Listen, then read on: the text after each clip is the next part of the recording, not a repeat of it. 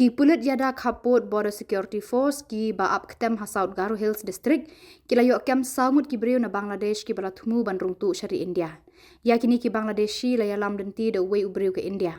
Ki BSF ki layok bat yakaway ke kali tata winger kaba dangkit ya kini ki beriu ki balawan na Bangladesh. Habala tokit ya uni unongnya bat ikini sangut ki beriu layok jingtip ke batikna baki dei ki beriu na Bangladesh ki ba utu unongnya upenrung syari India bat mu ban penpoi syatura bat Assam. Ki BSF ki lakem ya kata kakali ya ki beriu na Bangladesh bat ya unongnya.